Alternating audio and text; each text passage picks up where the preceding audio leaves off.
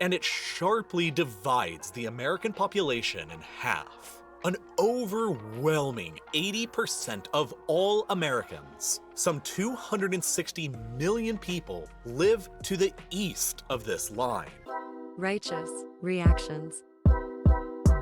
What's good, y'all? It's Righteous Reaction with your man, Don, once again. I just came across this video and say why Americans live east of this line. Let me know what you think below. The United States of America. If you zoom in more closely on it, you'll notice that this sharp division between populated America and unpopulated America follows a nearly vertical line. And I feel like it's been like this since forever. Line south to north, immediately to the west of many major population centers like San Antonio, Austin, Fort Worth, Oklahoma City, Wichita, Lincoln, Omaha, Sioux Falls, Fargo, and up to Winnipeg in Canada. These are the cities that quite literally mark the boundary of the North American frontier, a fact that becomes just as obvious when you switch out the population density map for a satellite view of the United States at night. To the east of these frontier cities is a nearly continuous chain of lights, all the way to the Atlantic Ocean and the eastern seaboard. And to the west of them is but a sea. The Mississippi probably right there too.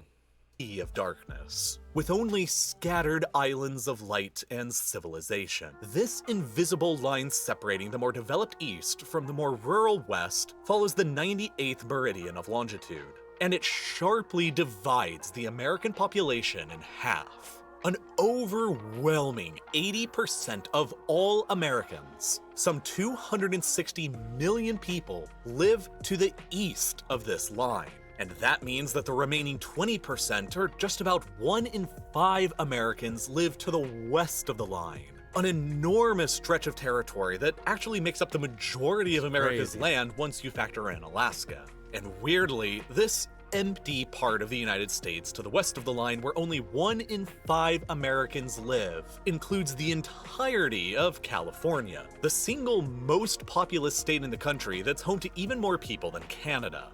But California is the enormous exception to the overall rule, because with nearly 40 million people, it alone accounts for around 60% of the entire American population west of the line straddling the 98th meridian.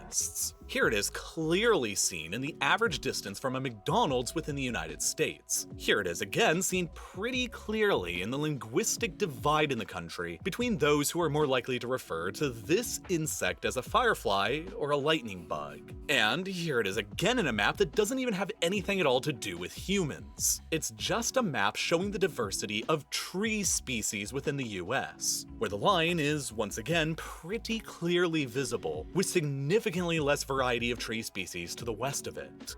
Why does this invisible, linear law of nature that decides so much about American society and civilization exist in the first place? To answer that question, we need to go back a few decades to the first man who ever noticed the line's reality, all the way back in 1878. John Wesley Powell. Powell was a geologist and an explorer of the American West, and the second director of the United States Geological Survey. As he passed from the east to the west, he noticed that the variety of plant species gradually diminished to the point of being nearly non-existent. He determined that this was the case because it simply rained more in the east than in the west. And I gotta say,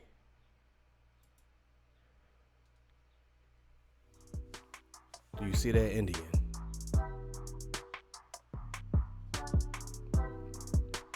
to the point of being nearly non-existent. He determined that this was the case because it simply rained more in the east than in the west. And the line he drew to mark the boundary between the more wet east and the more arid west was the 100th meridian line of longitude here, which was more or less correct. When you look at a modern map of annual rainfall levels within the United States, you can also more or less spot the 100th meridian line that Powell identified. As you move westwards across North America, annual rainfall decreases dramatically. Dallas to the east of the line receives 38 inches of rain a year. while Abilene over to the west of the line only receives 26 inches, and Midland even further to the west only receives 15 inches. This is a pattern that repeats itself all the way up and down the line as well. Oklahoma City gets 33.5 inches of rainfall, while Amarillo to the west only gets less than 20. Wichita in Kansas gets 34 inches a year, while Dodge City just a bit over to the west only receives 19.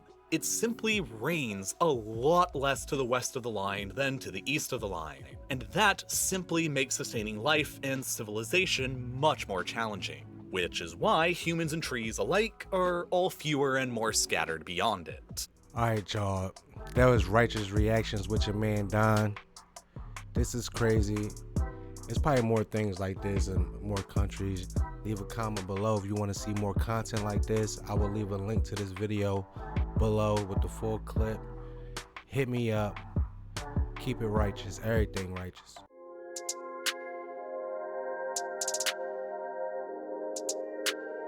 Righteous Reactions.